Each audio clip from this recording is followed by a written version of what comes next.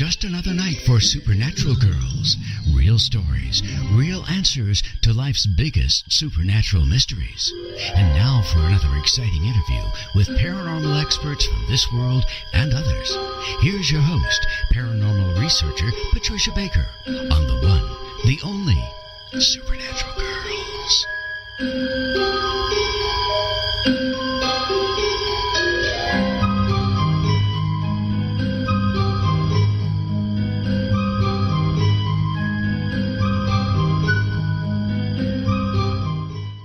Welcome, everyone, to another exciting, adventurous show, Supernatural Girls. So glad you're joining us tonight.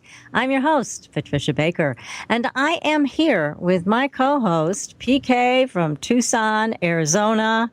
How are you, PK? Well, I'm absolutely doing fabulously, in spite of the fact I want to have a tantrum because of my tree. Oh, I know you had a microburst last night. We were just talking about that horrible event, and it took a lot of that beautiful tree out. So sorry to hear that. That's miserable. Well, I feel sorry for some of the people in the area because we had quite a storm and a lot of lightning and a lot of damage was done intermittently, not in one specific area, but it kind of danced around the area here. Oh, that's awful. I know we've had them here in Massachusetts. They do a tremendous amount of damage. They say it's just as bad as a tornado touching down. It is. You cry just as much. Oh, God. I'm so sorry that happened to you and your beautiful tree that your husband planted. That's a shame. It is. But hopefully they can salvage it. Sounds like it's still alive. So that's it still has roots. Let's put it that way. And not much above, but it's got roots. It has the roots. All right. That's a good thing. Well, what's going on in the numbers is chaos out there. What's happening? Oh, chaos. Well, let's put it this way. It's a universal 7 day. So it's the kind of a day where you have to take a long breath, kind of enjoy your time alone and try to spend some time alone. Because any time that you can spend by yourself and or around water, it's enriching the soul. There's a lot of, let's call this a mental day. Physically, you'll feel disrupted by what's going on. Ideas keep popping in and out. You realize what's going, but there doesn't seem to be a balance to anything. You can't help it but being a little moody, and I'll say high spirituality is definitely around you for today. So let's pull on some of that, because tomorrow, that's even better because it's a great day to organize, work out things that you've got ongoing, say it's job, business, finances, whatever. But check and see if your books are going to balance, because there's a tendency to overspend right now. You're going to feel somewhat of a lack of construction to what you're doing. You may want to reorganize what's going on with your finances, but it's a good time to advertise your talents, show what you've got to offer, and you might be surprised at what extra money can come in when you don't expect it. Ooh, extra money. We all like that. Yes, that's a good part. That is definitely a good part. You know, it's interesting that you mentioned things being a little out of balance today. Somebody, actually 2 people, had recommended to me to watch a new series on Netflix called Stranger Things. So I started watching it. I thought, well, I'll watch a couple. I couldn't stop watching them. So talk about being out of balance. I was binge watching Stranger Things. Highly recommend it. Great series on Netflix. All paranormal. All the stuff we love. Great acting. That sounds good. Oh, it's excellent. Good script. We got to get some of these actors on our show to talk to us about their own paranormal adventures, and I hope we'll get that in the works for the fall. But it was an excellent, excellent series, but I couldn't stop watching. I think I have maybe 2 more left. It was really worth my entire afternoon, let me tell you. How many segments did we watch? I think I got 5 under my belt here. Oh, 5? Yeah. Okay. You are now a junkie. That's all there is to it. I couldn't help myself and talk about being out of balance. It was, but I didn't care. I was having a good time. So that's what counts. Yes. And, you know, we've got a number of paranormal news things tonight. I came across one that was so funny. I had to share that first. Now, you know, when people get abducted, they usually don't get a chance to take pictures, right? Mm-hmm. But there was apparently a UFO abduction by this woman in Illinois. She was abducted and had lost time. When she came back, her cell phone had 40 pictures on it that she didn't take. Oh, for heaven's sakes. But here's the funny part. It looks like they were taken aboard a spaceship and she didn't take them. So, what we're all thinking is the aliens were so considerate that they took pictures for her so she could show them to everybody to prove she was aboard that ship. Mm-hmm. So it is I just love that story. I think it's great. But she said, look, I didn't take these pictures. And some of them are very weird. One of them does look alien-like. So who knows? She could have really had that happen. And I will not question her at this point. I think, why not, right? What part of Illinois? This was in Plymouth, Hancock County. And she had a lengthy period of lost time, too. This wasn't a quickie. That doesn't usually happen in Illinois. I guess not. So there you have it. And now there is another one. I sent this one over to you too, PK. The Scottish police are baffled indeed. Yes, you saw it. Isn't that wild? That's crazy. Yeah, they thought this woman, this mother and her teenage son, that they were just a little off, maybe mentally ill or whatever, because they were very distressed after a series of violent and unexplained events at their house. And it forced them to reach out to the police, and the police were like, yeah, right. Mm-hmm. But guess what? They experienced the phenomenon for themselves. And they were so flabbergasted, they actually ended up calling the Catholic Church for assistance. Now that's scary. It is. So with the officers, this is what they saw. Lights going on and off, clothes flying across the room, and the dog sitting on top of a hedge, like perched there by somebody or something. So the officers called their superiors, who also attended, thinking the cops were perhaps being a bit silly. Mm-hmm. But then they saw they weren't being silly. This stuff was really going on. So officers with more than 20 years of service are saying they've never seen anything like this. So there you have it, over in Scotland. How about it, huh? Their little gremlins are showing up everywhere these days. They are indeed. So there's a few more stories. They are on our Facebook page tonight. Mm-hmm. So I want to just urge everybody to take a trip over there. You can see more photographs of UFOs and other things that have been recently reported. Give us a like while you're there. Make sure you're following us on Twitter and that you've signed up for the Fringe Files, our newsletter, so you can be in the know for everything that we're up to, all the new shows coming up.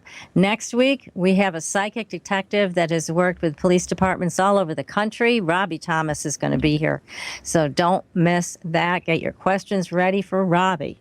So tonight, we have two exciting guests. We have Ezra Parzybach from the High End, because you and I were getting questions on CBD oil and medical marijuana from our audience. So we thought, why not bring Ezra on? He can answer these questions for people. And when we're finished with those questions, we are going to bring on our main guest for the night, Brennan Storr, who has written a great book, A Strange Little Place. We're going to talk about all the stuff we love. Everything from ghosts to UFOs to Bigfoot to you name it. We're going to be talking about it. Even the shadow people. And I believe Brennan had his own experience with the shadow people. We're going to talk to him tonight, find out what in the world is going on in Revelstoke, Canada. We're going to find out. But right now, Ezra, let's bring you on to this show. This is Ezra Parzybach from thehighend.org. Ezra, welcome to the show. Hi, Patricia and PK. Thanks for having me on. Well, yes, we've got some questions for you from our audience, and so we thought let's clear up some misconceptions about a few things. PK, you want to go first with your question? Well, yeah, because I've had different of my clients asking me about this because they're told that this is really good for them, but then somebody else says, no, it isn't. So what is CBD oil, and is it legal, say, in the state of Arizona, or is any particular states where you cannot use it as a medical part? These are great questions, and it is very confusing.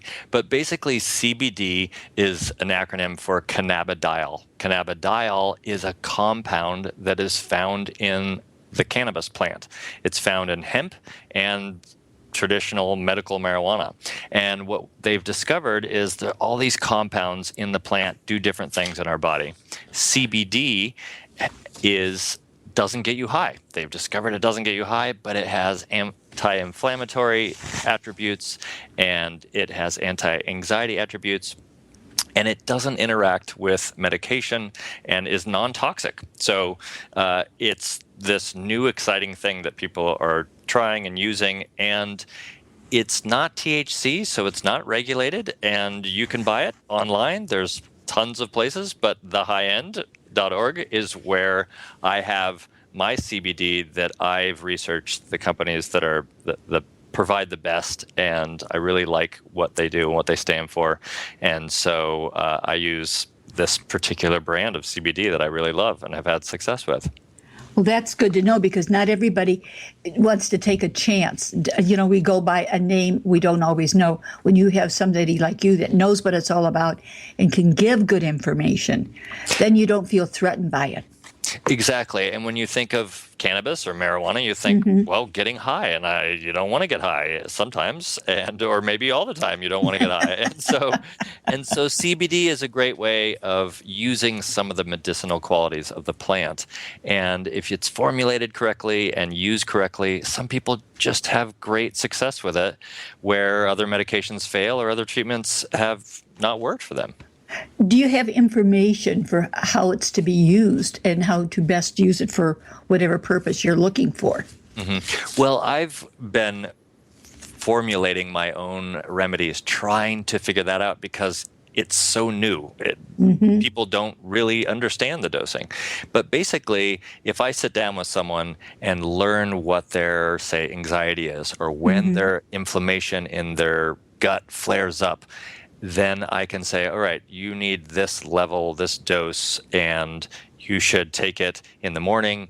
And there's all these aspects of it that can lead a patient toward health, or they find, geez, it doesn't work. So sometimes it helps to have someone work with you one-on-one over a few weeks to figure out what the best way to take it is. Well, that makes good sense. Now, is it taken orally, or can you put it on your skin, or what is the process of using it? Great question. So it is taken orally. I infuse it into olive oil, for example, and then people can take that orally, and it goes into the GI tract and gets slowly absorbed. So it's more of a time release. You can also have an alcohol tincture, so the alcohol gets absorbed into the bloodstream more quickly. So if you have a panic attack, for example, you take a few drops of the CBD alcohol tincture, and it hopefully will relax your system, your nervous system. And some people actually vaporize it or smoke it. So it is a thick oil. And if you use medical marijuana, many people will add it to their medical marijuana, because the CBD and THC actually work together in what's called an entourage effect that has even more beneficial attributes for various ailments. Well, they talk sometimes while taking something, we may end up getting too much of a liking for it when the body needs to cut back. Is this something that a person get hooked on or feel they have to have versus just using it? Yeah, that is a great question. So first of all, THC is addictive. It's not as addictive as coffee, but if you're like me, coffee is delicious. It's hard to not drink coffee. So THC is a strong addictive substance, but it's because it is received by receptors in the brain. CBD, so far, the research shows that it's not addictive because we don't receive it in receptors, and therefore the receptors don't start to crave it more. The CBD acts more as a toner in our nervous system by influencing the enzymes that break down certain neurotransmitters.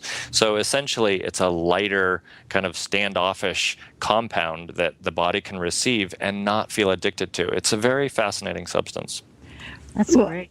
I'm a little curious. If a person's taking this, we'll say, and they've been a little reckless when they're driving and they're stopped, could this be considered something that, we'll say, like a DWI when a person gets that for alcohol? Can something like this happen with the CBD oil? That is also a great question, PK.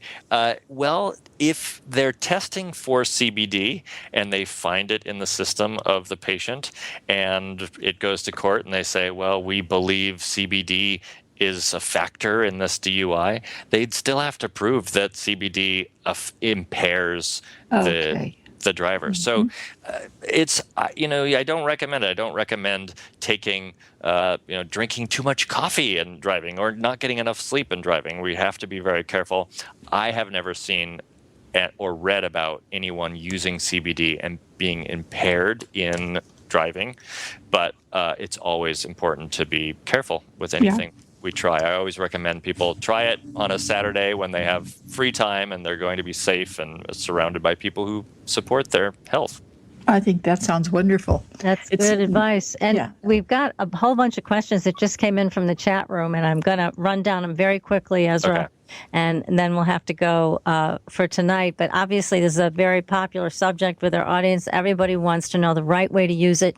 And what I can tell all of the people in our audience tonight is I totally trust Ezra at thehighend.org. I have personally used his CBD oil. I have tried other brands, and his is the purest and the best.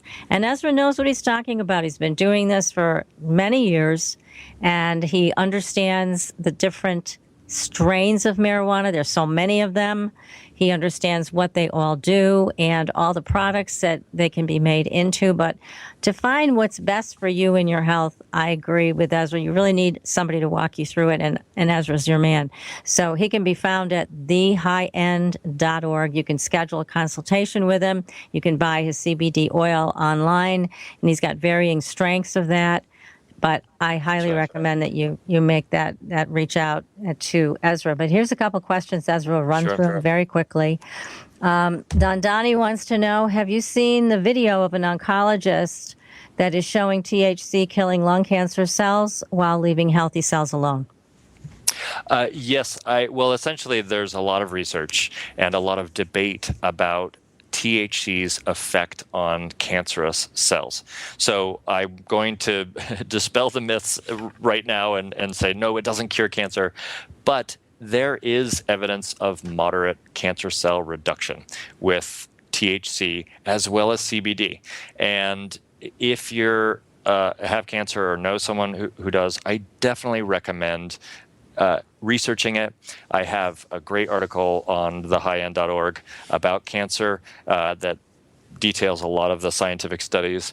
But essentially, I think it's very difficult to say it's going to cure cancer. Cancer is very complex. There's many different ways that the body forms cancer, but it is a very viable form of treatment.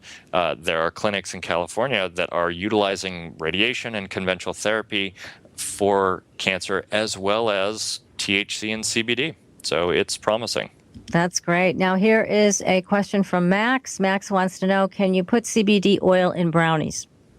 Yes, that's a great question. CBD oil is it's actually very reminiscent to ghee, like clarified butter. You can cook with it. Of course, it's because of the market and all the regulations, and it has to come from Europe. It's quite expensive. It's about $30 a gram for the CBD oil.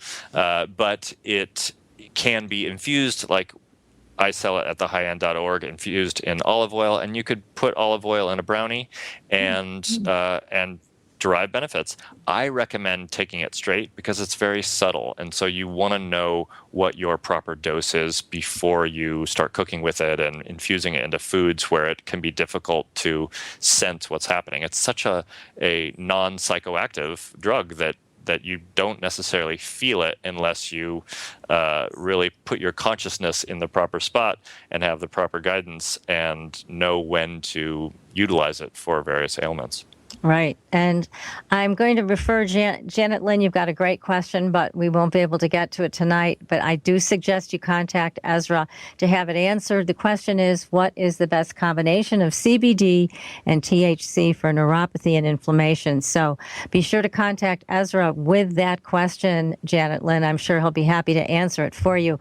Again, this is Ezra who's with us tonight, Parzybach from thehighend.org. You can reach him there on his website, and he's happy to answer your questions, do a consult, and also you can purchase the CBD oil directly from Ezra. Ezra, thanks so much for coming on. It was great to be on. Thank you so much, and have a great show. Well, thank you. Awesome. All Great right. information for us. Yes. Great information. My pleasure. No. We need to know these things so we can be healthy. So true. now, let's see. We have a great guest coming up. And he is the author of, I think, an incredibly cool book. PK, you and I both read it and loved it. Wasn't it a fun book to read? It was so interesting. The thing, it was one story after the other. It just kept you hooked because It did. trying to figure out what the next one was going to be. Exactly. So the name of this book is A Strange Little Place. And God, is this place ever strange? The hauntings and unexplained events of one small town. The author is Brennan Storr, and he is a researcher and storyteller who has written articles for several publications. And he's a former skeptic. Isn't that interesting? And he's been subject to an accidental exorcism, has had encounters with shadow people, which we want to hear about that, and currently works in a haunted office building in Victoria, the most haunted city on Canada's west coast. You can visit him online at largelythetruth.com, but right now he's here with us. Brennan, welcome to the show. Thank you very much. It's a real pleasure to be here. Well, thanks so much for taking your time to talk to us about this strange little place. Oh, my God. So you're a former skeptic. What changed your mind? Well, honestly, what changed my mind was the appearance of a shadow person. That, Really? it's hard to bang the meaningless universe drum when something that isn't there suddenly pops up in your field of view. Mm-hmm. And once you rule out medical causes, it's hard to know what you're left with. So you ruled out the mental illness. Well, I wouldn't go that far necessarily. Okay. My wife might disagree with you there, but severe mental illness, we'll say. All right. So you ruled that out. Yes. But how old were you when that happened, when you saw the shadow people? I was, I believe, 29. And what happened? We want the details here. So in 2012, I decided to write this book, which is a collection of paranormal stories from my little mountain hometown. I lived there until I was 24, and that's when I moved out to the coast. And in 2012, I thought, well, I'll collect all the stories my family used to tell around the dinner table about the house they grew up in. And the project sort of grew from there into, I wonder if there are enough of these to write a whole book. And as it turned out, there were. So, of course, not living there, I had to make research trips back and forth. And after my first research trip, it was April 2012, and I was talking to the receptionist who works, or I should say rather, who worked in the same office as I did. We were having a chat about spooky things. I was telling her about some of the stories I'd heard. And we were the only two people in the office that day. It was a beautiful, beautiful April day. The sun was streaming in, not a single scary thing about it. But as we talked, I could see in the empty office behind her what looked like an all-black head peek out from behind a coat rack, hold for just a second, and then go back out of sight. Wow. And I didn't know what to make of it, not at all. Because, again, I didn't even know what a shadow person was at that point. My knowledge of the paranormal was minimal at best. So you were just collecting stories, and here you are speaking to this woman. You're the only two people in the office, and boom, this shadow person shows up. I mean, did you have a visceral reaction? I mean, did your heart rate pick up? Did you turn all cold and clammy? Did anything happen to you physically when you saw this thing?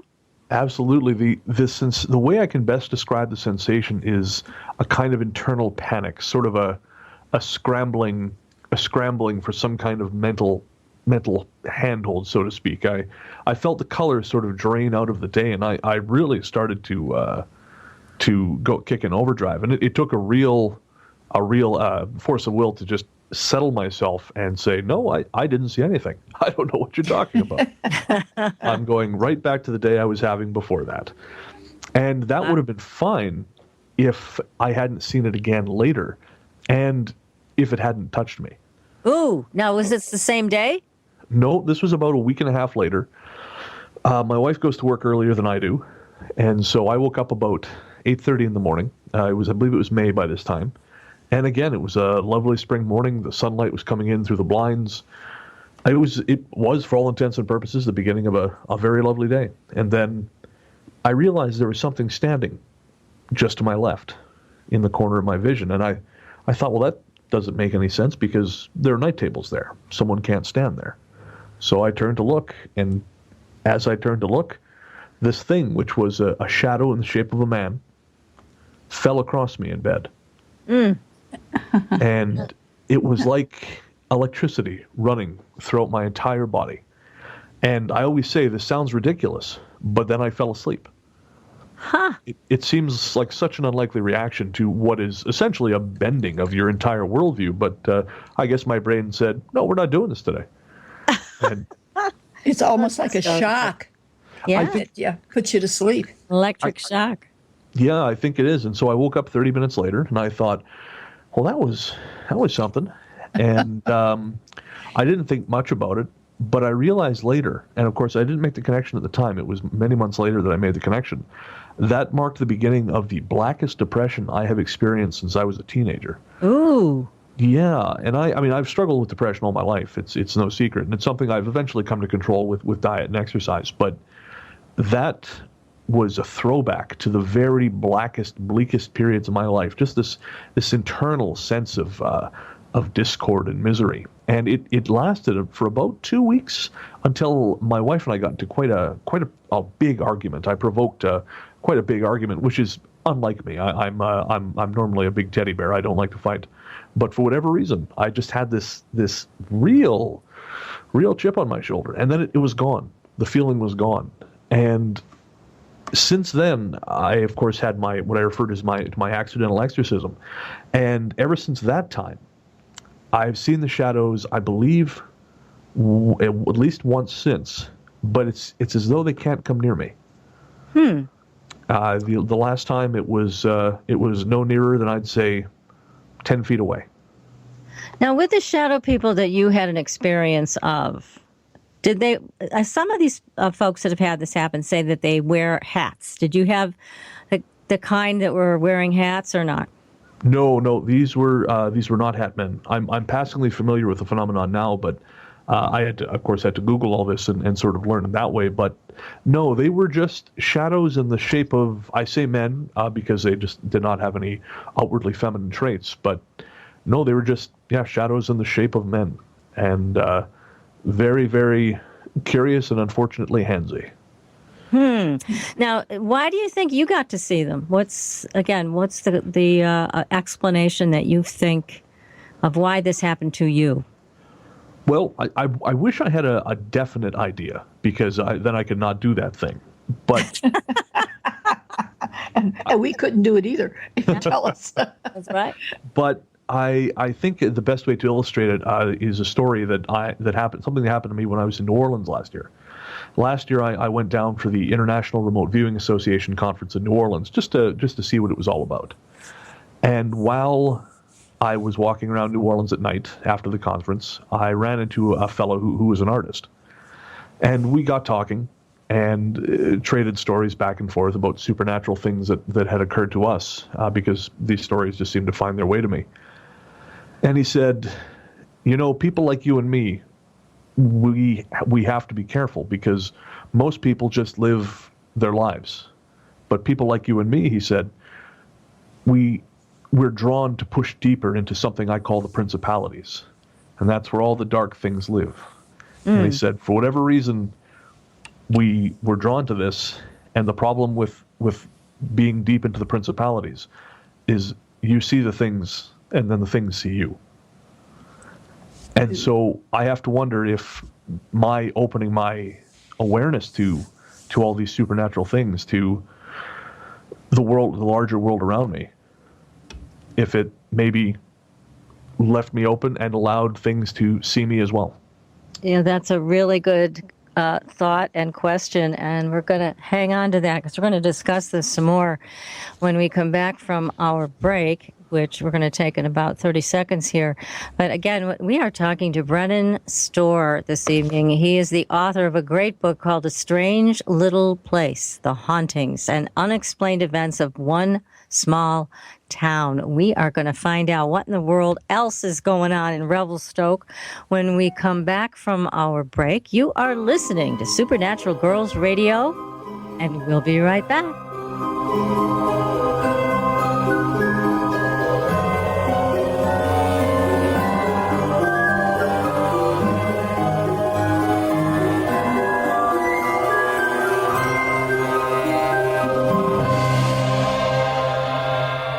Listening to IRN, the Inception Radio Network, Chicago, Illinois.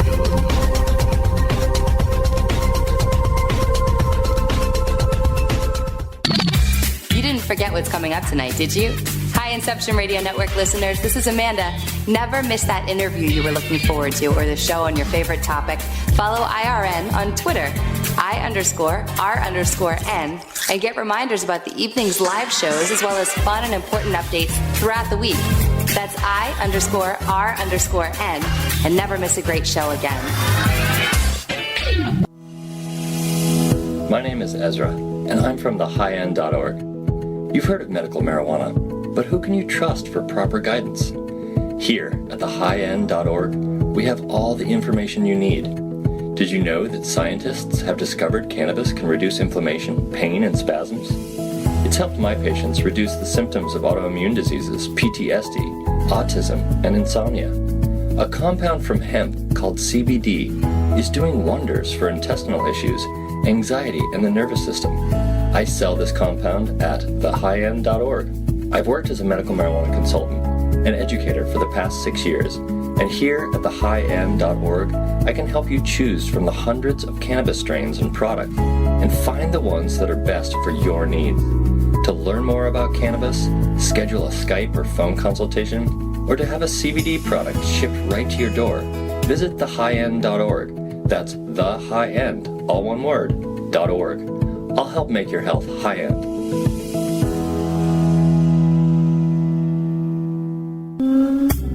Hi, can you hear my voice? Imagine how many other people can hear it too. If you have advertising needs, then look no further. The Inception Radio Network currently has openings for on-air advertisements and radio show sponsorships. Given any thought to your target demographic? Inception has you covered there too. Advertising on a network gives you multiple opportunities to advertise on a wide variety of radio show broadcasts, and we have one to fit every advertising need. You know, in recent years, internet radio has exhibited a phenomenal listener growth. An Arbitron Edison survey shows that online radio boosts at least 33 million unique visitors each week and 54 million each month. And that number amazingly continues to grow. And these listeners are a part of many businesses' core demographics. And surveys have shown that internet radio listeners are far more likely than regular radio listeners to spend money on a whole range of activities. You know, internet listeners vote, they dine out and eat fast food, and they grab a cup of coffee. And here's the interesting one. They buy items online at a much higher rate than all other market segments combined.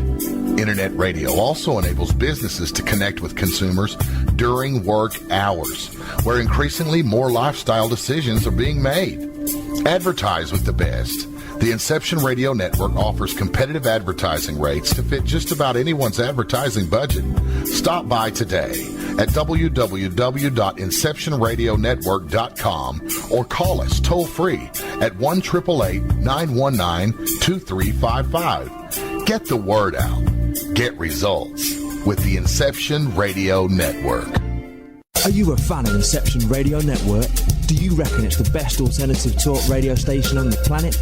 Well, if you do, head to facebook.com/Inception Radio Network and like the page. Tell your friends, spread the word, and keep listening to the best. Hello, Inception Radio Network listeners. This is Amanda. Remember, you can take your Inception radio shows on the go.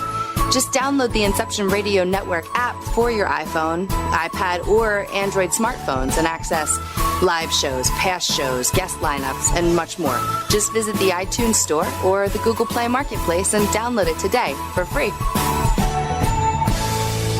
Your property tax bill. Have you seen it lately?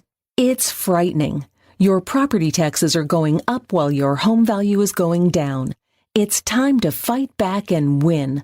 For the real truth about the property tax system, get attorney Pat Quintilian's book, Are You Getting Screwed on Your Property Taxes? how to find out, and how to fix it. Attorney Quintillion answers all your questions and gives you the facts you need to fight a property tax bill that is spiraling out of control. You'll also read about what happens to property owners who don't check their property records, only to find out too late they're taxed on square footage, fixtures, and even buildings that they don't own. Is this happening to you? Learn your rights. Buy Attorney Pat Quintillion's book today. Are you getting screwed on your property taxes? How to find out and how to fix it. Available on Amazon.com.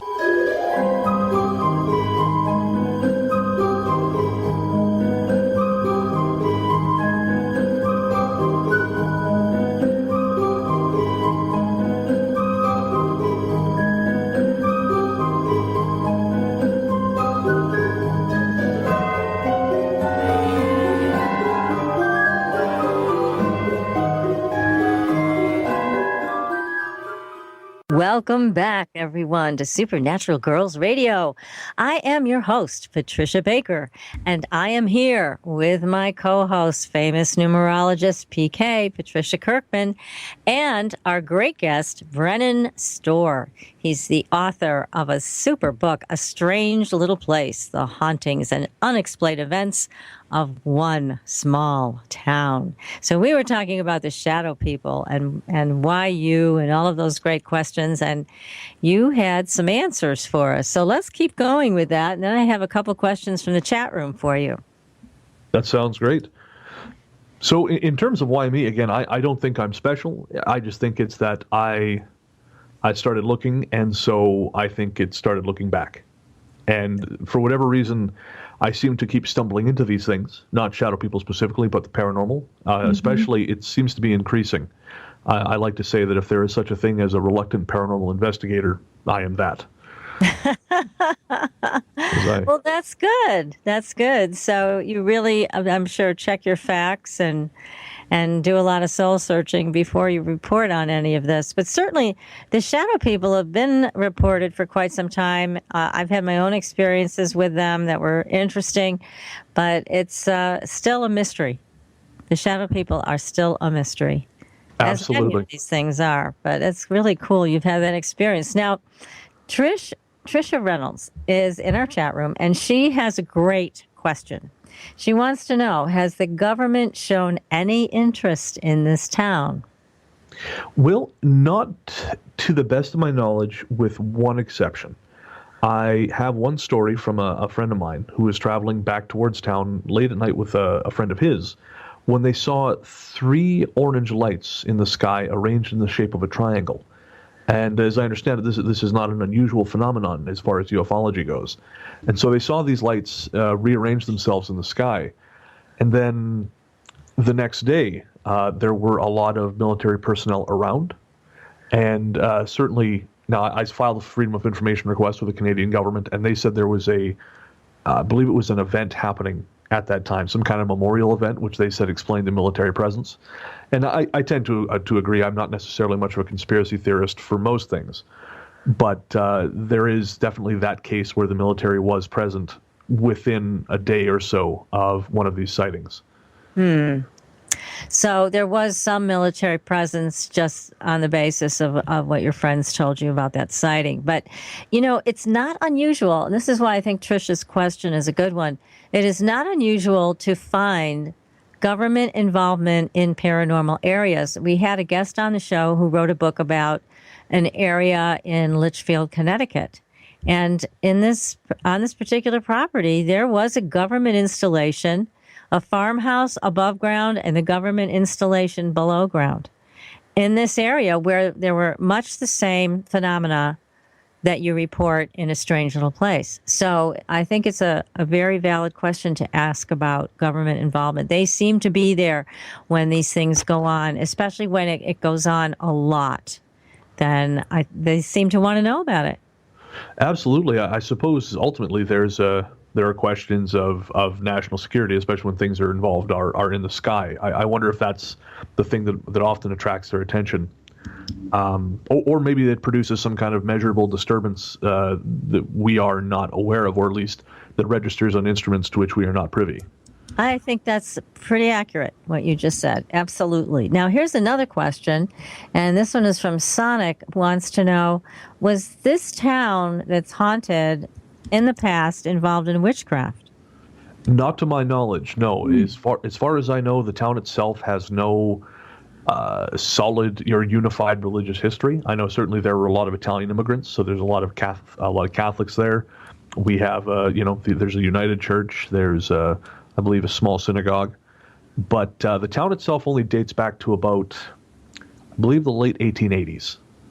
Okay. That region was largely unexplored until, I believe, 1812 to 1815. And the town itself, the settlement, really dates back to, I believe, about the 1880s. So as far as I know, in that time, there has been no, I should say, organized witchcraft. There's no large covens that I'm aware of. But that said, they wouldn't advertise. So it's presumably, if it is a secret, it's a closely guarded one. And again, one I haven't uncovered yet. Okay. And I think you just answered Daria's question. She wanted to know how far back do the records for the town go?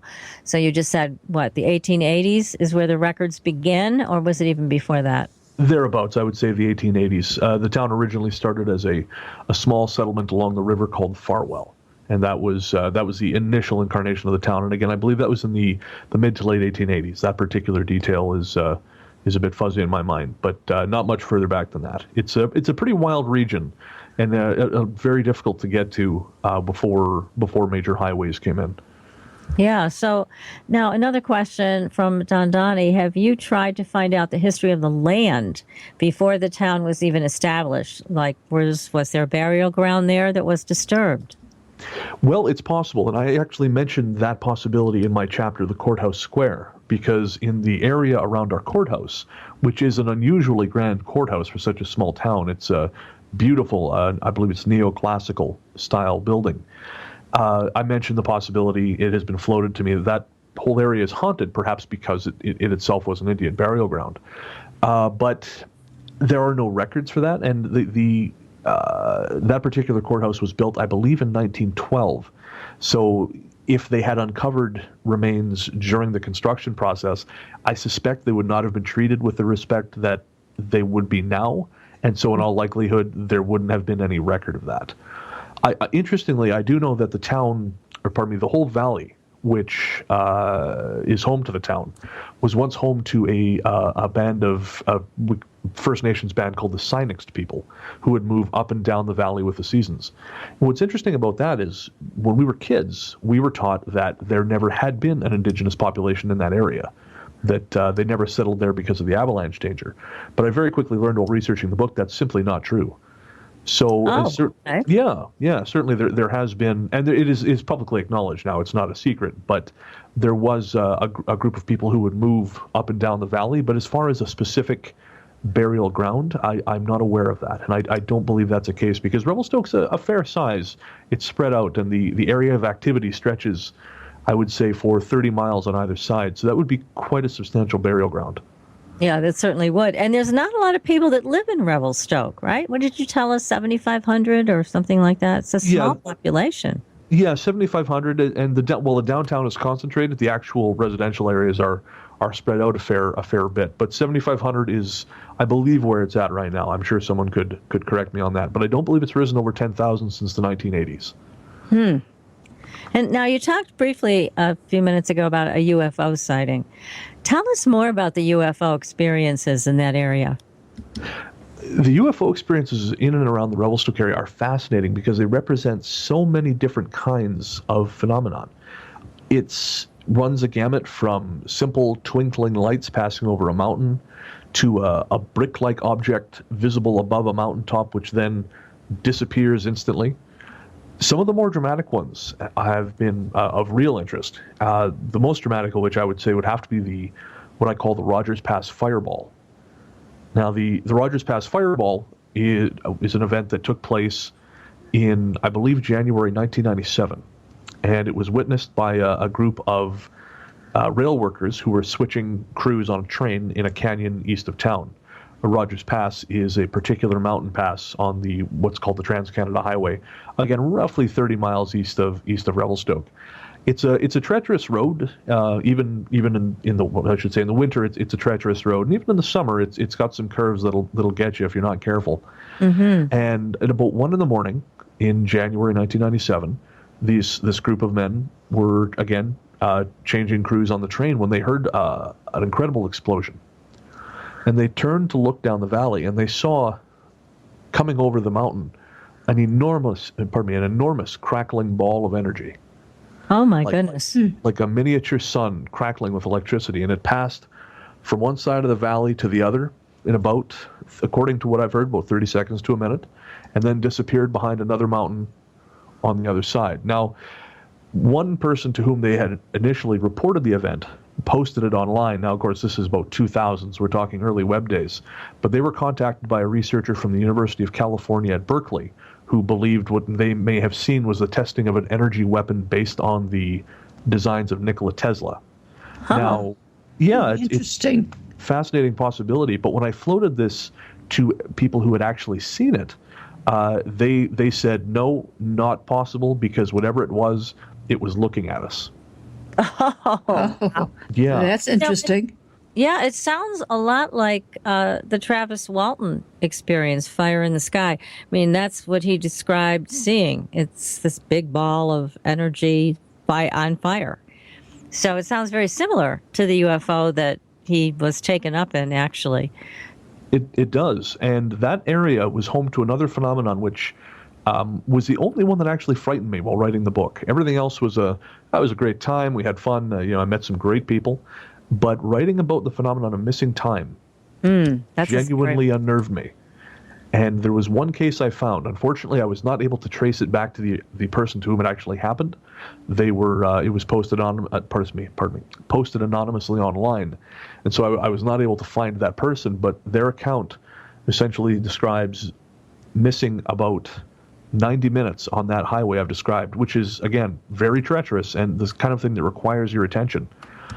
But what he said he saw was a truck passing, a large semi-truck passed him, went around the corner ahead of him, about 11 o'clock at night. And as he came around the corner, he expected the road to go up towards the mountain pass. Instead, the road went down, and he felt momentarily disoriented. And then he looked at his clock and realized he'd lost 2 hours. Oh, that's a long time. Gee. And he got to Revelstoke, and he stayed overnight. And the next morning went about his day and wherever he was headed, but he was never able to drive that section of the road again without having panic attacks and without keeping another car in view the whole time. And maybe about 2 to 3 months afterwards is when the nightmares began. Oh. And then in those nightmares, he's driving that stretch of road that night at 11 o'clock, and he sees the truck, the taillights of the truck disappear around the corner ahead of him.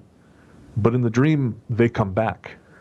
And they're suspended over his car, and he's bathed in red light, and something is pressing on his chest. And he wakes up.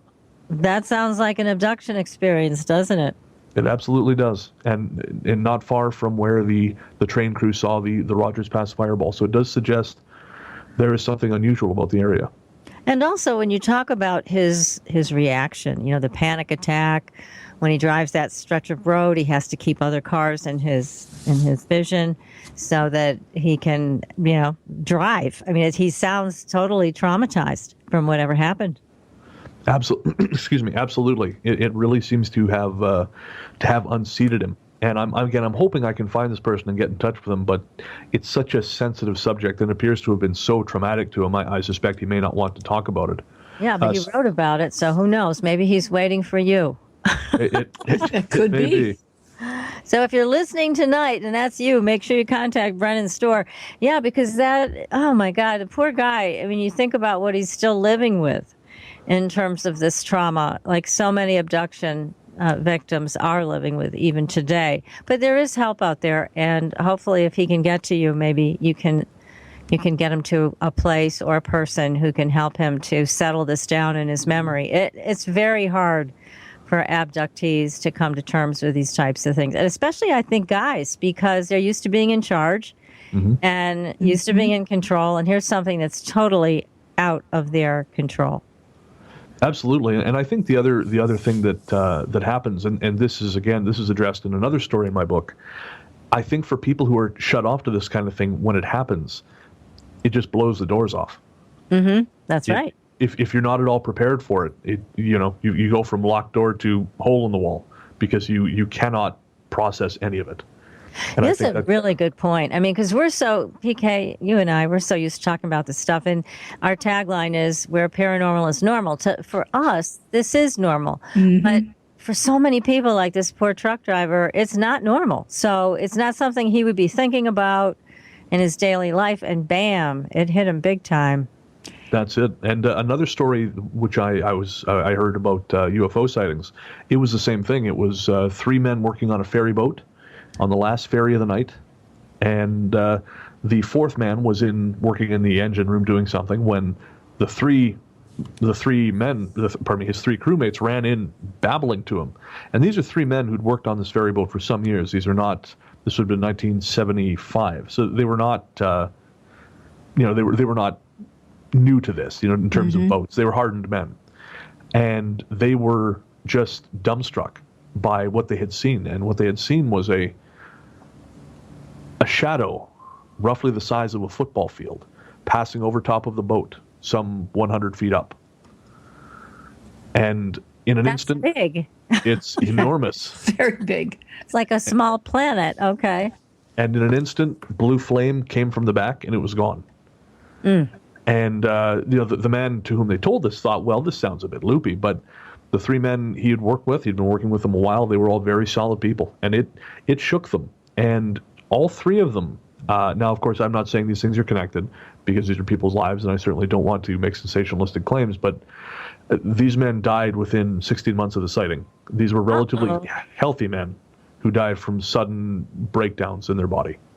Whoa, that is really, talk about scary. That's scary. And what it drained from the body. That's scary for sure. Do to them. It makes you wonder. It does. It does indeed. Oh, my goodness. Well, here's a couple more questions for you, Brennan. Tricia wants to know, the residents of the town, is this a transitional town, or can current residents trace their ancestry to the first inhabitants?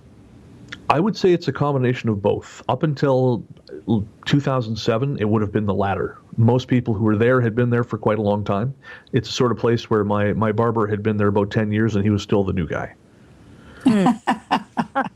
I know towns like that. Cute. Well, what is the main thing that keeps people alive in that area? What is the commodity of to buy for sales or manufacturing or anything of that sort? What would be the better way? I know that there's skiing and that there, but is it more of a, shall we say, an area that one could vacation, or is there something more that's there that we're not aware of? It is primarily that we have a sawmill. We have the Canadian Pacific Railroad is still a very, very important employer there. And the ski hill is enormously popular. We have the largest vertical drop in North America, so it's quite a draw for tourists from around the world. Every year, the population, or I should say every winter, the population swells by several thousand. It's very, very popular that way. So I would say tourism, forestry, and the railroad are the 3 things which really keep Revelstoke going. And in recent years, we've become a real hub for adventure tourism. There are a lot of bike trails, a lot of outdoorsy stuff that growing up as a kid was not really an emphasis, wasn't really important, as much, I should say. Wonderful. It makes you stop and wonder. So how much for the accommodations for people coming in like that? Do they have a lot of resorts on the outskirts of town? Not really. There are a number of hotels in town. I can't recall how many off the top of my head, but the hotel population, or the number of available hotel rooms, seems to be increasing. They keep building places just to keep up with demand. It's a real influx of people. So to answer the listener's question, I would say about 50-50. Transitional has become more often, just people coming through because they want to ski. They stay long enough to ski a winter or two and then they move on. But the people who are still there, a lot of them have been there for quite a long time. For example, my family has been there. They were Italian immigrants who came from Italy, from Crescenza, Italy, at about, I want to say, the 1910. So we've been there for 100 years, and that's not uncommon. Yeah, well, you got some roots there. That's incredible. Now, here's another question: were the people in this town This is interesting. Were the people in this town used as subjects in astral projection or remote viewing experiments? I honestly couldn't say. I've recently experimented, well, since last year, experimented with remote viewing myself, but I'd never heard the subject raised in Revelstoke until I personally went to the conference, which is not to say I brought it to Revelstoke, just that I had never heard about it at all. So having grown up there, I assume if this was a publicized thing, then we would have known. But again, a lot of remote viewing, of course, happened as a result of government projects, as I'm sure you're no doubt aware. So it's entirely possible that the town has been surveilled at some point remotely. Certainly the phenomenon works. I can't dispute that. I've managed to do it myself once or twice successfully. So it's something that happens. Good for you. That's not easy to do. Takes a special talent. So good for you. It was a luck. I like to say a beginner's luck, but that was another step towards my being thrust into understanding that there's more about the world than I had previously believed. Oh gosh, yes. Now in the book you talk about an angel sighting that's pretty dramatic. Did you have a bunch of those or just one of those? Two in the entire book, one of which takes place in the sky above Revelstoke, which was quite strange. It was a feature of the aurora borealis, which appeared to transform in front of the eyes of a witness. The second was actually, I found through, believe it or not, through the work of John Keel. In his book, Operation Trojan Horse, he mentions a UFO sighting just outside of Revelstoke. So I tracked down the people involved, or I should say one of the people involved. It was a husband and wife. The husband has unfortunately passed. But his wife, Frida, is still alive and living in the Okanagan. So we spoke. And not mentioned in the reporting done by Keel is that Harold, her husband, who was with her during the sighting, he had seen an angel when he was a boy. He was playing in a rural part of Alberta where he lived, and he was running about, I guess as kids in rural Alberta did, and he heard someone call to him. And when he turned to look, there was a woman bathed in white light standing atop a hill. It's almost like the Fatima prophecies. Yeah. Almost, yeah. Wow, that's fascinating. Did he get a message or anything like that? She apparently he never really talked about the message, but it certainly changed his life. He became a Christian from that point on. And from what I understand, that dictated the rest of his life. His family eventually converted. They were swayed by the power of his belief, and when he went to the military, it helped him find a group of friends because they would see him praying at his bunk, and so they approached him. And so that certainly, again, he built, I believe, the rest of his life kind of around that belief. So it was a transformative experience, to be sure. Yeah, very powerful. Well, it sounds like he did get a message then. I guess so. Yeah, I guess you're right. and as far as our reference goes, it culminated in a cloud-like thing following his car outside of Revelstoke one night as he left town to go towards the Okanagan. Something that appeared to be about the same size as the car and paced them I would say, for about a kilometer or two. Gosh, well, that's really something. Well, since there are so many entities that show up in so many different places in the area, it seems to be that they don't talk about it to one another about what they see or what they feel until you came along to decide to scratch the surface and find out what's underneath. I tend to agree. At the risk of sounding big-headed, it does seem to be that a lot of this wasn't really talked about in part of a community conversation until the last couple of years when I started poking around. Again, I grew up there. I spent 24 years of my life in Revelstoke, and 95% of the stories in this book were unknown to me. And the 5% that were things that happened to me. So it's been a real eye-opener. And since publication, I've been contacted by a number of people who have further stories. Oh, that's great. Yeah, it's very encouraging. So in fact, there's an entire chapter in the book called Whispers, which is a home for things that would not fit elsewhere. Things, just little bits of things that I couldn't develop into full stories, but I thought should be recorded so people are aware of it. Things like quick UFO sightings or quick a woman's voice laughing in an empty basement. Things like this. Things that don't have a full story attached to them, but happened and were told to me by people who I trusted. I like to say I have a fairly well-developed BS detector. I'm sure you do. Well, look, Sounds like there's a sequel coming. Yes, I hope so. Well, we're going to take another short break. We are speaking with Brennan Storr tonight. He is the author of A Strange Little Place. And stay tuned, everybody. You are listening to Supernatural Girls Radio, and we will be right back.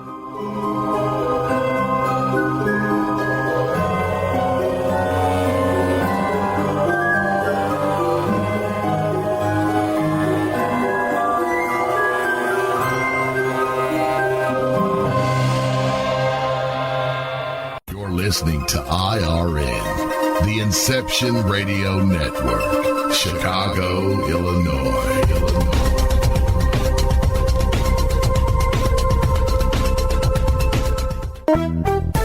Hi, Inception Radio Network listeners. This is Amanda. Just a reminder that Inception Radio Network is on Twitter. Follow us at I_R_N and keep up to date about who's on tonight, what interviews they'll be doing, who's guest spotting, what topics they'll be covering. Tweet to us, tweet about us, retweet topics to your friends, and most importantly, never miss a great show again. That's I_R_N.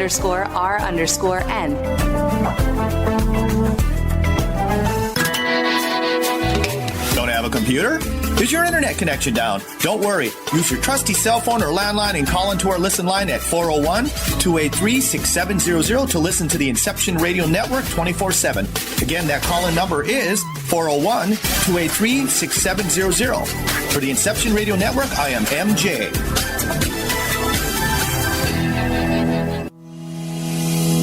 My name is Ezra, and I'm from thehighendorg. You've heard of medical marijuana, but who can you trust for proper guidance? Here at thehighendorg, we have all the information you need. Did you know that scientists have discovered cannabis can reduce inflammation, pain, and spasms? It's helped my patients reduce the symptoms of autoimmune diseases, PTSD, autism, and insomnia. A compound from hemp called CBD is doing wonders for intestinal issues, anxiety, and the nervous system. I sell this compound at thehighendorg. I've worked as a medical marijuana consultant and educator for the past 6 years, and here at thehighendorg, I can help you choose from the hundreds of cannabis strains and products and find the ones that are best for your needs. To learn more about cannabis, schedule a Skype or phone consultation, or to have a CBD product shipped right to your door, visit thehighendorg. That's thehighendorg, all one word, .org. I'll help make your health high-end.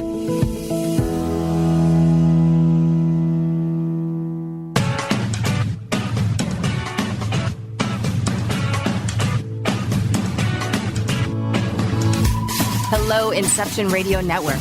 Would you like your favorite show to be played again live on air? Well, now the choice is in your hands with IRN's live request portal, an easy way to request your favorite show with a simple click. IRN's live request portal now gives you exclusive access to all the shows. How easy is it? Simply type a show name or a guest name, click request, even write a dedication message, and that's it. Try it now. Simply visit InceptionRadioNetwork.com, click on the live request tab under the show menu. Now playing your favorite show is just a mouse click away. Are you a fan of Inception Radio Network? Do you reckon it's the best alternative talk radio station on the planet? Well, if you do, head to facebook.com/Inception Radio Network and like the page. Tell your friends, spread the word, and keep listening to the best.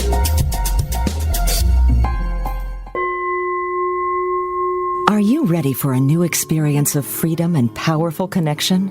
Would you like a positive, effortless change in your life? Then come to CosmicFusion.com, where we offer the most advanced energy clearing and expansion techniques in the world, with a quantum vortex energy to activate your divine blueprint and life's purpose. When your soul leads the way with cosmic fusion and quantum vortex energy, you can break clear of past difficulties and blocks with the power of the source. With cosmic fusion, the source energy does the work for you. It's easy and effortless. Listen to our free meditation right from our Cosmic Fusion website, the Cosmic Code Meditation. Sign up for one of our interactive webinars today. Come to Cosmic Fusion, www.KOSMICfusion.com, to experience an effortless awakening and transformation. Are you ready for an upgrade? Are you ready for a new experience of living in the fifth dimensional magic and powerful connection? Then visit CosmicFusion.com today. CosmicFusion.com.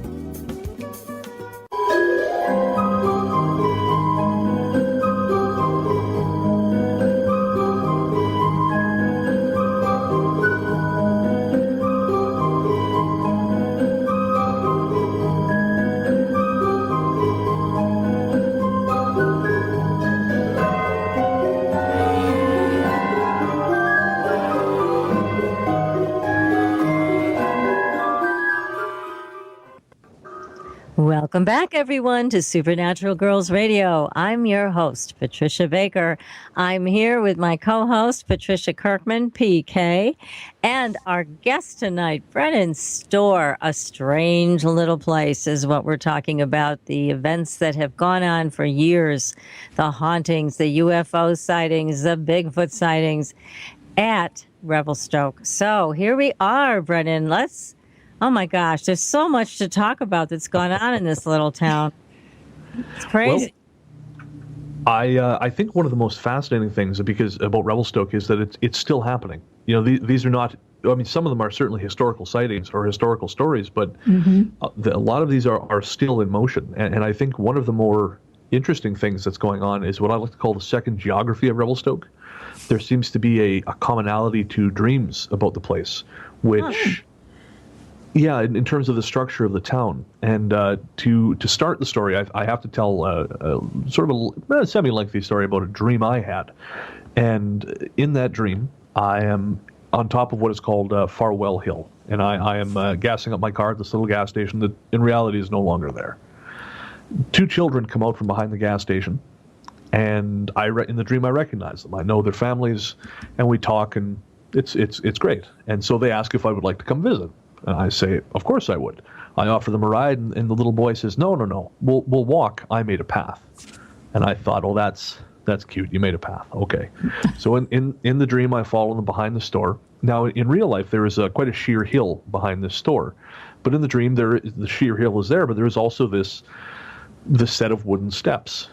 And I recall very vividly stepping onto these steps. They were planks of wood with stamped tin plates in them. And the railing was a heavy chain hung between wooden posts.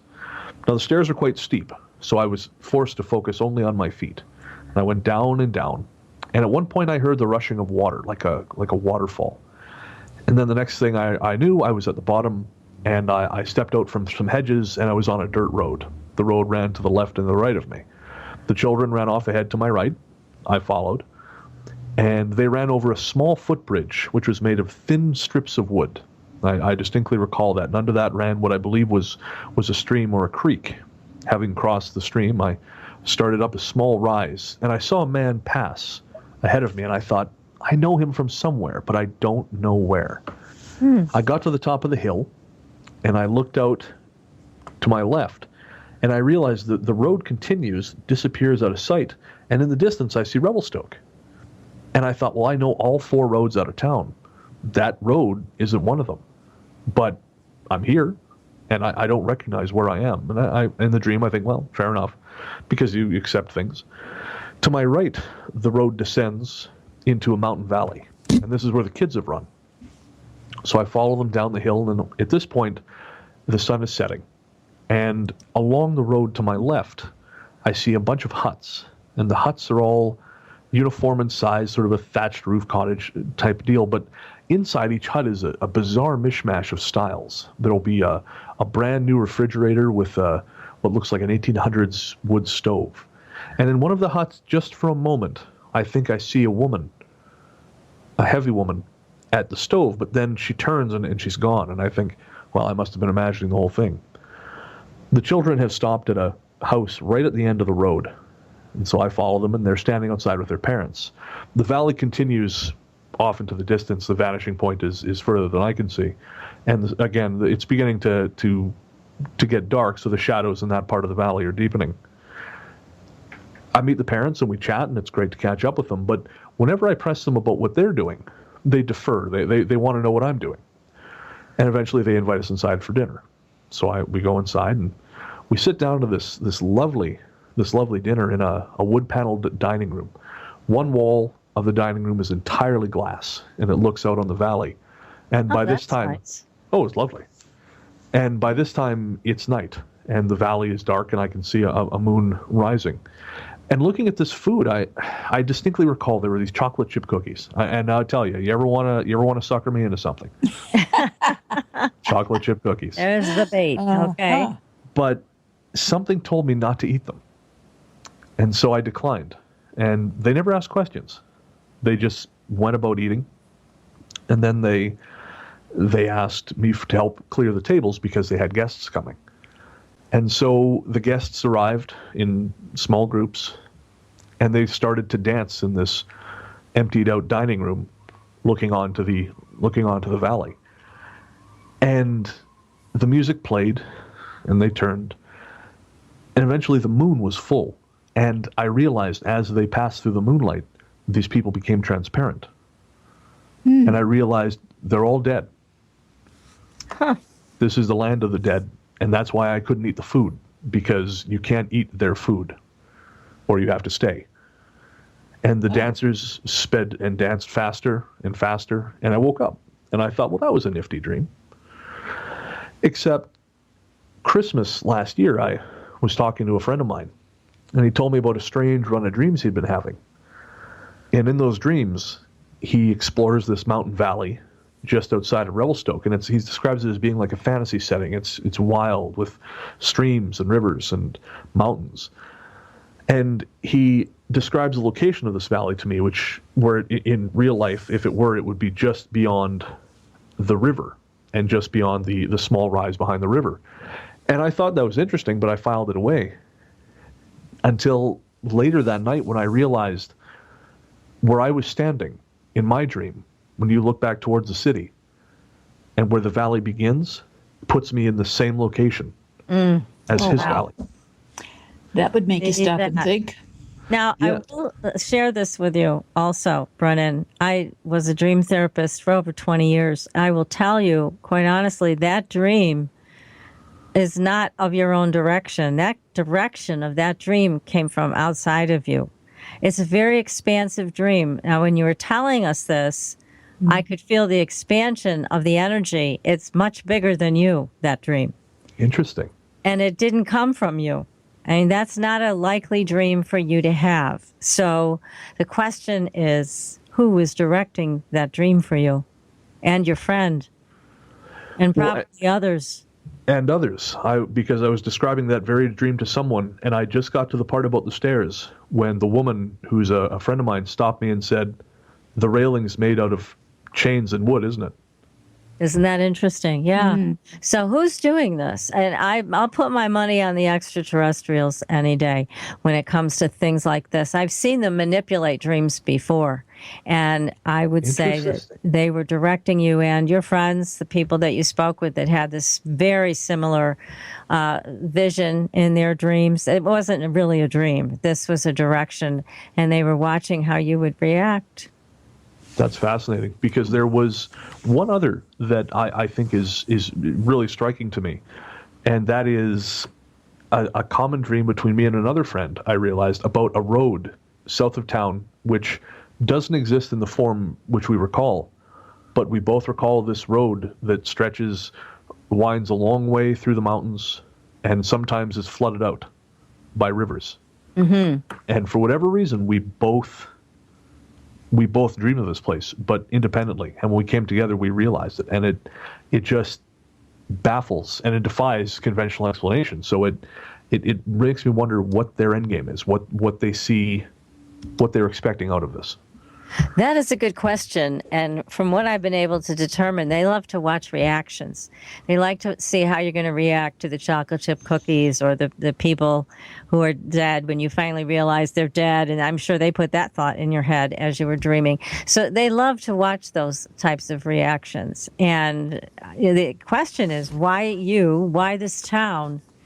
Because it would be interesting when you go back to do your second book to find out how many other people had the same kind of dream. I bet there's probably 30, 40 people that have had that dream. Also, find out what the biggest teaser was, because you said you love chocolate chip cookies. That was the biggest tease for you. Right. And did others fall into the same gap of looking at something specific? Yeah, like the chocolate chips for you might be peanut butter for them. Who knows? But Right. yeah, that's a good way to look at that, PK. I think you'll find, Brennan, a whole bunch of new material if you go down that road. Yeah. And it's a little creepy, too, when you think about the fact that they've got the power to basically influence how you dream. Absolutely. And it makes me wonder, too, about an event that happened to me when I was very young, which is I was 4 years old, and it was up at the Revelstoke Hospital. And this is not a dream. This actually happened. I believe my mother was in hospital after giving birth to my sister, and I was allowed to stay and visit a little bit longer than everyone else. And my grandfather told me, just go to the elevator and come down when you're done, because it's a small town. I mean, there was no concern about this. This would have been 1987. No concern about my safety. So I did. I got in the elevator and I went down. But when the door opened in front of me. And I recall looking at what appeared to be the lobby of the hospital, but disused. There was a curiously flat quality to the lighting, like no one had been there for a very, very long time. And it looked abandoned, but it looked exactly the way it had when I came in. So I couldn't understand it. And then the door closed. I was afraid, and the door closed, and then the door opened behind me, and my grandfather was there, and he goes, "Oh, there you are," and he picked me up, and off we went. And I asked him, I said, "Grandpa, I saw this," and he said, "Oh well, half the hospital was built, but they can't afford to use it, so it just sits empty." And I believed that. I kid you not, until I believe late 2014. When I mentioned this casually to my mother, she is a housekeeper at that hospital.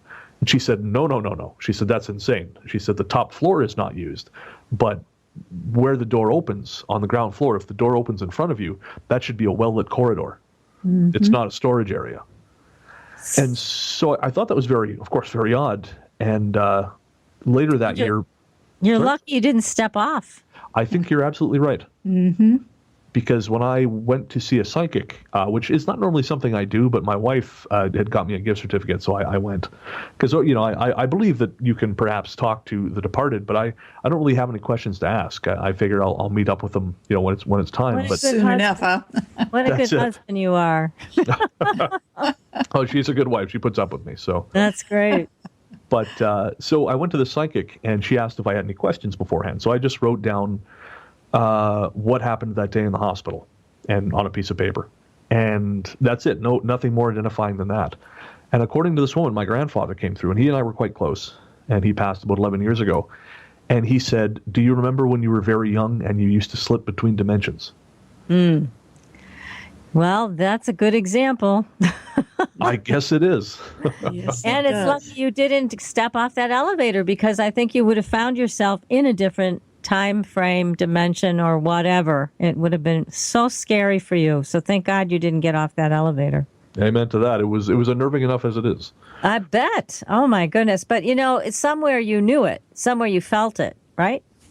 I think so. I have a very fleeting memory of the time. Of course, this is 30 years ago, but I remember the way it looked, and I remember feeling very frightened and not wanting to move.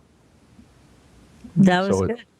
And that's not mentioned in the book. That's just something that happened to me, and I'm still sort of making sense of it in my head, but it does make me wonder how many other people in Revelstoke have experienced perhaps similar things. I think quite a few. Again, if you go down that road for your next book, you're going to find a lot of material. And as I mentioned, when we were all off the air discussing this, when I looked at Revelstoke, I'll just mention this again to you, Brennan, I saw the vortexes and what I call the screen doors, because it looks like a screen door that's in motion. The holes in the screen were extremely large, the largest I've ever seen.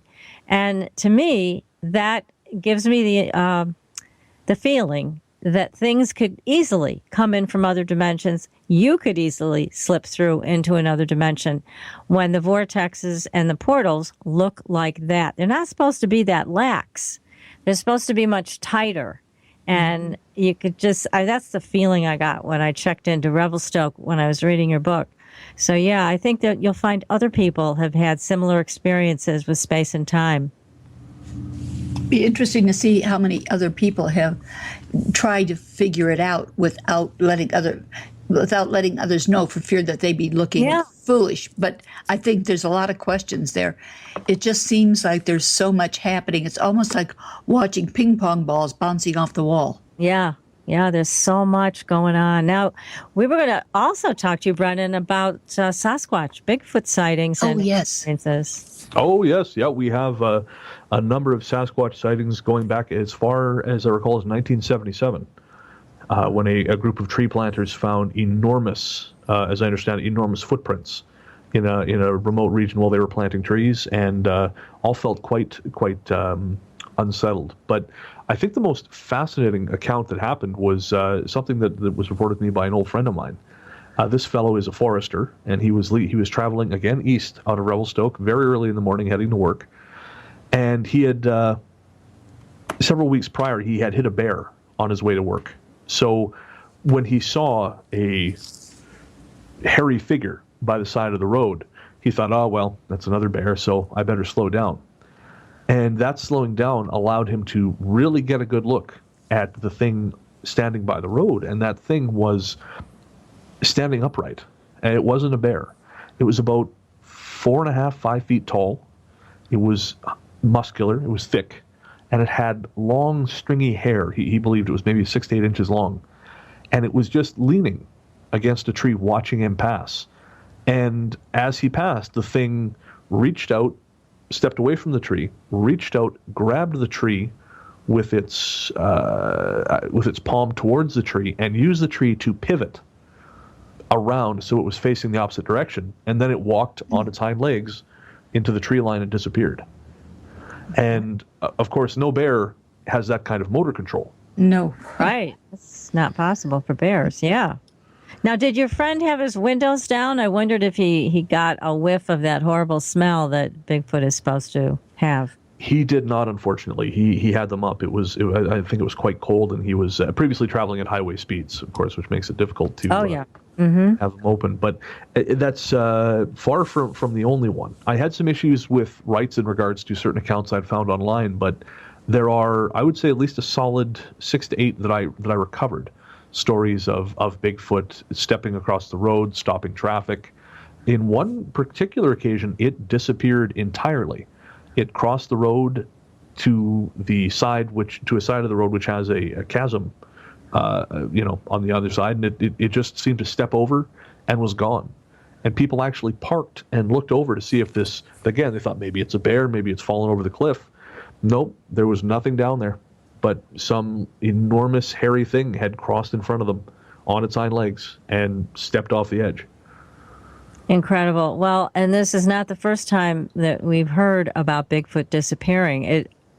Apparently, that's something they can do. They can just walk through a portal into another dimension, and we don't see them anymore. They're gone.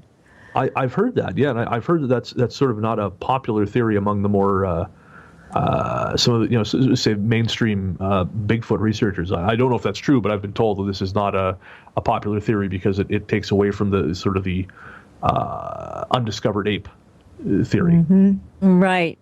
Except we had a couple of people on the show that were Bigfoot researchers, and they were camped. They had a trail cam set up. They went to sleep in their sleeping bags, and the trail cam shot a picture of a Bigfoot looking, kind of squatting down and looming. And I want to say looming because this thing was so big over the two of them. Now, one of the people was an expert with expeditions into very challenging territory in foreign countries. So he always learned to sleep with one eye open. What was so strange is that neither one of them woke up during this encounter. Amazing. So talk about, an animal that is, or whatever it is, that's that stealthy, that it can lean over you and stare at you while you are sleeping. And this thing was close to these people. Mm-hmm. And they never woke up. They never batted an eye about it. It was just, this thing was capable of being that stealthy and then was gone. Well, I tell you, even if I had woken up while something like that was looming over me, I would have made a great deal of effort into appearing as though I had not. I bet. You might have been like with the Shadow Man and just gone right to sleep. That's it. And it would have been the last time I went camping, I assure you. Oh, I know it. Really. Oh, goodness. But these are great stories. Now, is there any story that you wrote about and researched in a strange little place that you found just so disturbing that it kept you up at night? Well, the most disturbing one was the missing time, because whenever I sat down to write that, I felt like I was being watched. And I know that sounds very dramatic, but that was simply the case. I began the chapter while traveling. I was in Denver Airport, and I finished it at home in Victoria, and I really felt like something was just right next to me. Something was something or someone was observing me, and it was a very uncomfortable feeling. But I think probably the other one that gave me perhaps chills the most was the story of the girl in the blue dress. Mm-hmm. And I had two residents, a family who lived in a house south of town, and the current residents have asked me not to identify the location. But they lived in this house, and they had a lot of odd things happen, a bump in the night, things jumping about, sounding like the cat was bounding up and down the stairs, but the cat was out for the night, these kinds of things. Mm-hmm. But it really came together when the youngest daughter said to the mother something about her new friend. And the mother wasn't aware that any new families had come to the neighborhood. It's a fairly small neighborhood. And so she asked the daughter for clarification, and the little girl said, well, my friend, she's got long brown hair, and she wears a blue dress, and she comes at night. And the mother didn't know what to make of it, and nothing bad seemed to happen, so they left it. But then, cut 10 years later, there's a new family living there with a boy and a girl. And the babysitter staying with the kids one night was a friend of the couple who used to live there. And the little girl started talking about her sister. And the babysitter said, well, you don't have a sister, you have a brother. And the little girl said, no, my sister, my other sister. She has brown hair, and she wears this little blue dress, and she comes to me at night. And in the morning, she goes back to the bushes. Mm-hmm. There you have it. Yep, so she never left. She was there the whole time. What's fascinating, though, is I've also heard reports of a girl in a little blue dress from Pennsylvania. Oh, really? Huh. Yeah, I can't recall. It was on another researcher was talking about it on a podcast, but it's just it's a fascinating through line to Pennsylvania that I seem to have, which we don't have time to get into, but certainly raises a number of questions in my mind. Oh, absolutely. Well, I've got a bunch of questions still. The chat room, I love our audience. They ask the best questions. Richard wants to know, is the town or mountain range located near a fault line? I believe now, I'm very ignorant about geology, so pardon me, Richard, if I get this wrong. But as I understand it, anywhere there are mountains, there are at least old fault lines. Mm-hmm. And so being that the town is surrounded by 9,000 foot tall mountains, I would say the area is riven with old fault lines.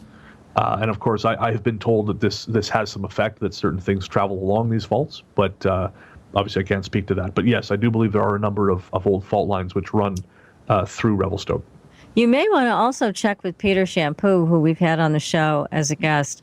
He is a ley line expert, and he can identify for you what is underneath Revelstoke. No, that's an idea. Yeah, I'll give you Peter's contact information. He's just a genius at figuring all these things out. Make sure you have that. So here's another question. There's a couple questions about the huts that I believe you dreamt about. They want to know if you think that people would travel through these huts into another world, if the huts were like portals themselves. It's fascinating. The minute you talk about the place again, I get chills. And the honest answer is I don't know, and I suppose it's possible, but I think that kind of exploration is the kind of exploration that maybe you don't come back from. Mm-hmm. Or that if you are not careful, you don't come back from. So I would say that if you, should you find yourself dreaming about a row of huts in a valley that doesn't exist, be very careful about where you go. Yeah, you better just check yourself. That's it. Scary. don't make any sudden moves. Yeah, absolutely. Well, Brennan, thank you so much for being a guest on our show. This has been so much fun talking with you about all of these occurrences in Revelstoke. So please keep us posted on book number 2. I'm sure you're going to be doing that one. And next week, everybody, we have Robbie Thomas. He is our psychic detective. He's coming in and telling us all the stories about how he's found dead bodies, solved murder cases, put the bad guys in jail. We're going to be talking to Robbie next week. Until then, everybody, we will see you on the Blue Highway. Good night. Good night.